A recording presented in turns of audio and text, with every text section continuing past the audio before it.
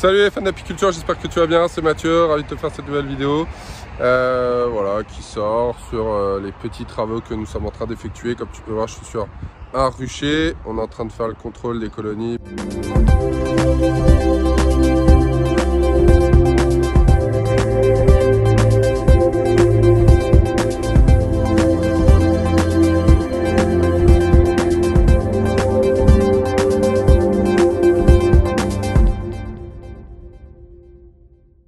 On en profite aussi pour faire le traitement à l'Oxybi, traitement hivernal. Qu'est-ce qu'on va faire du coup? On va contrôler que les colonies soient bien vivantes. En même temps qu'on fait le traitement, on regarde s'il reste un peu de réserve de nourriture. S'il reste un ancien traitement qui a pu être oublié, on le supprime. Sinon, on complémente avec du candy si besoin. Voilà, on va pas laisser les colonies mourir de faim s'il y a besoin. Voilà. Donc pour cette manipulation, c'est toujours équipé. Voilà, donc là je suis pas équipé en intégral, hein. On a juste mis la vareuse haute, voilà, un peu relax aujourd'hui, mais voilà, toujours été équipé quand même, parce que quand on ouvre on sait pas, quand des fois on se penche un peu trop près, l'abeille peut piquer au visage, c'est toujours pas forcément agréable. Là je vais te contrôler donc deux ruches, je vais te contrôler celle-ci et celle-là. On avait mis des Timovars, parce qu'on trouvait que le varomède n'avait pas trop bien fonctionné cette année avec les températures d'été, donc on avait mis du Timovar que là on retire sur certaines colonies. Celles-ci on les avait pas faites, voilà. Donc là on a deux ruches, une Langstroth et une Dadan qui vont très bien, qu'il va falloir complémenter. Je pense qu'elles ont un peu trop subi le frelon asiatique. Et là je vais te montrer une autre colonie que je viens de vérifier qui elle du coup est morte, et puis je vais te montrer pourquoi. Donc nous voilà sur la colonie qui est morte. Là on était sur une colonie qui était partitionné donc sur 5 caves, on en avait 5 là, partition chaude alu que vous pouvez retrouver sur le site internet matériel de la fabrique qui pique, voilà, si vous souhaitez. Beaucoup de choses à venir aussi, donc n'hésitez pas. Et voilà ce qu'il nous reste à l'intérieur. Voilà, il nous reste cette petite grappe d'abeilles là avec un cadre rempli de nourriture, voilà, et il nous reste hop là, ça a glissé et il nous reste cette grappe là, voilà, avec la reine qui est juste ici, voilà. Et donc pareil, hein, avec du miel en partie haute, du nectar, voilà. Et puis après, si on va regarder dans le fond, voilà, il n'y a personne, il y a tout simplement personne dans le fond, voilà. Donc et puis après il reste de la nourriture, hein, c'est pas le problème, hein, tu vois, la nourriture là aussi. Donc qu'est-ce qui a bien pu se passer avec cette colonie, parce que très clairement on n'aurait jamais hiverné une ruche avec si peu de population. Et c'est salut mademoiselle l'abeille, salut toi, tu viens nous dire bonjour. Qu'est-ce qui s'est passé avec cette colonie? C'est tout simplement fait dépouiller par le frelon asiatique, voilà. Dépouillé par le frelon, tout simplement. Ouais. On a eu grosse pression de frelon sur ce rucher ici, donc malheureusement, celle-ci elle y est passée. Ils sont peut-être pas rentrés, mais en tout cas, quoique à mon avis, ils sont quand même rentrés vu le peu de populace qu'il y a à l'intérieur. Donc voilà.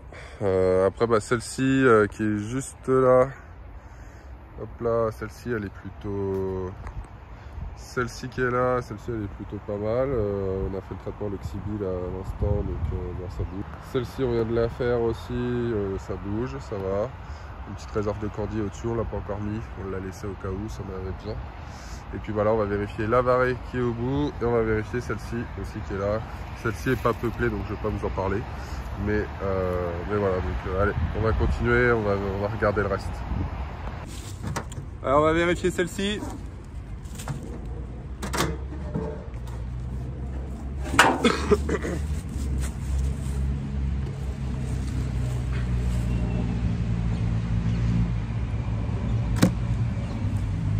Alors quand je fais les vérifications, faut pas casser la grappe, hein, faut faire attention, ok.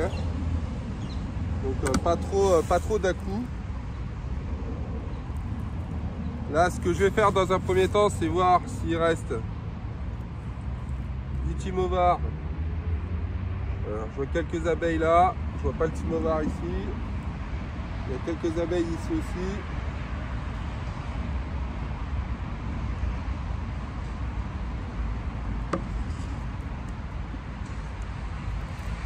C'est bizarre qu'il n'y ait pas la plaquette. Ah, la plaquette est beaucoup plus loin en fait.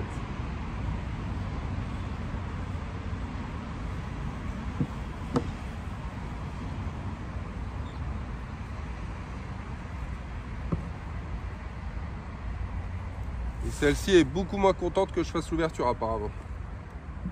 Je vais m'équiper pour faire le traitement du coup à l'Oxybi et puis bah, on va checker un petit peu la colonie en même temps, voir si réserve de nourriture et population c'est ok. Allez, je m'équipe.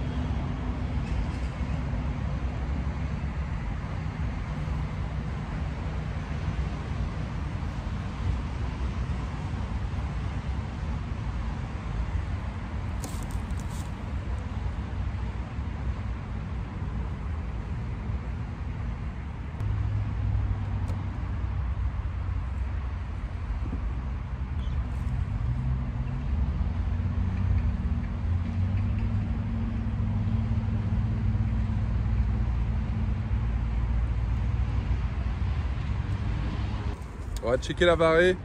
Alors là, elle n'est pas sur 3 éléments, parce qu'on a un élément, lui, qui est servi en tant qu'élément de nourrissement.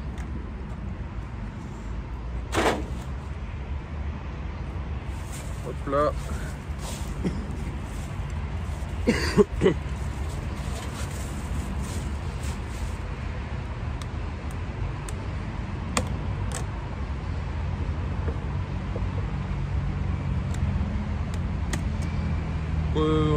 Ça, l'élément de nourrissement, vous pouvez le garder en hiver si vous souhaitez. Vous pouvez mettre à l'intérieur de la mousse isolante pour augmenter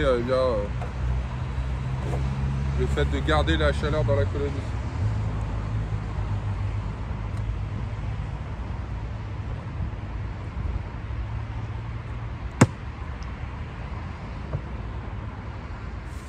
Ok, il y a du monde, les filles sont là. Celle-ci, je vais la traiter pareil à l'Oxybi, je vais m'équiper. Par contre, c'est une colonie qui est un peu plus hargneuse, un petit peu que les autres là sur la varée. Donc bon, écoute, on va voir ce que ça donne. Je vais regarder un peu les réserves, sinon je mettrai aussi un candi pour eh bien, pouvoir anticiper un petit peu la rupture de nourriture. Il y en a une là que j'ai nourrie, j'ai mis un demi-candi dessus parce que bah, elle est à sec. Et ça, c'est pas normal, l'emplacement est top. Il y a vraiment des bonnes ressources et là, il n'y a rien.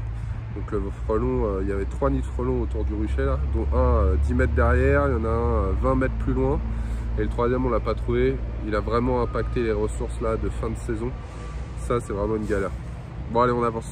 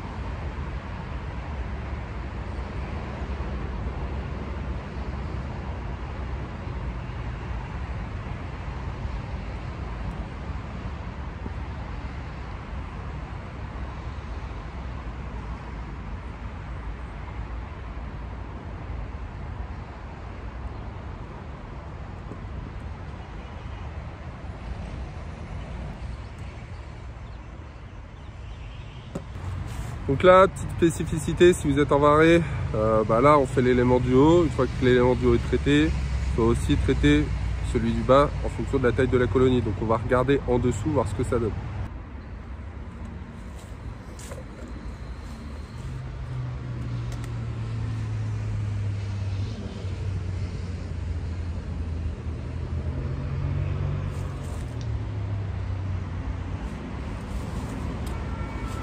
Je viens de soulever, je viens de regarder vers le bas, donc pas de développement de colonie ni de reste de colonie à ce niveau-là, donc on ne traite pas l'élément du bas, ça sert à rien.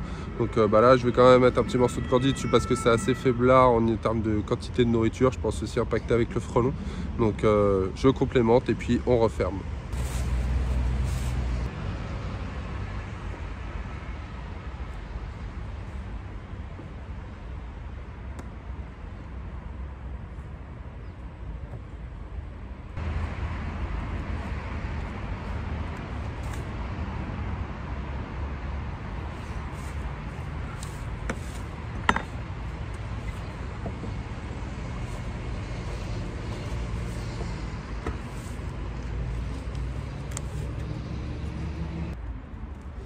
La varée est refermée, on va passer à un autre contrôle sur une autre ruche. Suite du contrôle, donc là on est sur une installation que l'on a reprise sur un site où il y a une ruche cheminée à la base. Personnellement, je suis pas pour ce système-là actuellement. Pourquoi? Parce que je trouve qu'il n'est pas du tout adapté en fait. À l'abeille et son développement et surtout au contrôle sanitaire et à la lutte contre le frelon. Pourquoi? Parce que je vais te montrer déjà. Je vais tourner la caméra et tu vas voir ça. Donc voilà, déjà quand tu retires le toit qui est là, donc tu arrives sur le nourrisseur. Nourrisseur, on se tape déjà un frelon à l'intérieur. Ok. Alors j'avais remis ça parce que là c'était pas complet. Il y avait tous les cadres. Il y en a une partie qui est ici d'ailleurs que j'ai retirée. Et là, qu'est-ce qu'on va constater? On va constater que la colonie s'est complètement faite dépouiller. Dépouillée par qui? Par Mister Frelon Asiatique en personne. Voilà. Regarde dans le fond la quantité de frelons morts. Voilà. Même dans la crémaillère, là je l'ai viré, il est en bas. Voilà. Voilà. On ne peut pas protéger l'abeille. En plus, quand tu veux matcher les frelons qui sont potentiellement devant, tu es là, tu es à 2,50 m, 3 mètres de hauteur. Donc impossible à gérer. Tu peux rien mettre en protection. Donc tu te retrouves voilà, avec du frelon qui rentre et qui dépouille les colonies. Qui dépouille, hein, c'est clair, hein, parce que quand tu regardes ici, là, on a une abeille qui a plus de tête. Une abeille qui a plus de tête. Là, on a un abdomen tout court. Là, on a plein d'ailes qui ont été découpées. Voilà. Pareil, hein, si on regarde, hop là, mon gros doigt devant la caméra. Là, pareil. Abdomen, tête. Voilà. Et puis, tout ce qu'il y a dans le fond. Voilà. Donc, l'hivernage s'est plutôt bien passé pour celle-ci parce qu'en plus, elle avait vraiment beaucoup de réserves de nourriture. Là, j'ai retiré un cadre, là, regarde. Vous voyez le stock un peu? Et après, là-bas, il y a trois autres cadres, là aussi, avec de la bouffe, qu'elles n'auront pas profité. Donc, qu'est-ce que je vais faire, moi, avec ces cadres? Déjà, je vais les récupérer, je vais les donner à manger sur d'autres colonies. Parce qu'elles ne sont pas mortes de maladie, hein, clairement, c'est le frelon qui les a décimées. Les cadres sont propres, enfin les cires sont propres, il y a de la réserve, donc je vais le distribuer sur les prochains ruchers. S'il y a des colonies qui sont un peu justes, au lieu de mettre du candy, je vais repousser un peu la mise en place du candy, puis je vais nourrir en naturel, quoi. Il n'y a rien de mieux. Donc voilà, et puis écoutez, là, je vais fermer celle-ci. On va prendre la voiture, on va aller sur un autre rucher. Je pense au rucher forêt. On va aller contrôler là-bas aussi. Et puis voilà. Donc là, sur le rucher, ici on a combien? Là, on a une. Ici, on a 2 ruches mortes. 2 ruches du Haut-Frelon asiatique avec 3 nids, hein. Donc voilà, et on a quoi? On a 1, 2, 3, 4, 5, 6, ouais, 6, 7 ruches. Ouais, 6, 7 ruches. Et 2 éclatées grâce, à cause même plutôt, du frelon asiatique. Donc c'est un peu rageant, c'est un peu relou. Tout le taf que tu fais et que tu mets en place sur la saison qui est plutôt efficace, où bah, tu as de la bouffe, tu as des bonnes réserves, tu as des bonnes colonies, voilà, bah, tout est niqué par le frelon. Donc voilà, le constat pour le moment. Allez, on prend la voiture, on part sur le prochain rucher. Donc on continue la visite. Là on est sur une autre ruche et voilà, bonne surprise. Voilà. On aime bien voir quand ça bouge à l'ouverture, donc c'est plutôt pas mal. Enfin à l'ouverture, à la vérification, donc c'est plutôt cool.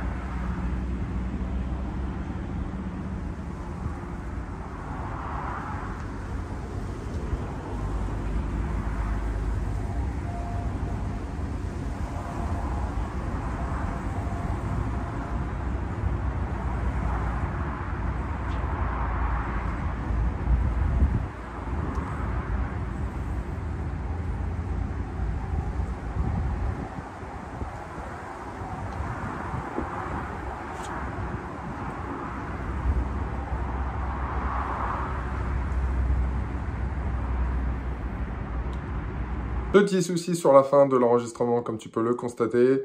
Du coup, eh bien, je te fais la vidéo de fin a posteriori.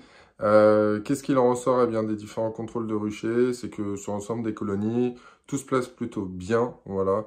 Sauf les ruchers où on a vraiment été impacté par rapport aux frelons. Comme tu as pu le voir, hein, sur l'un de nos ruchers, là, on a perdu 2 ruches.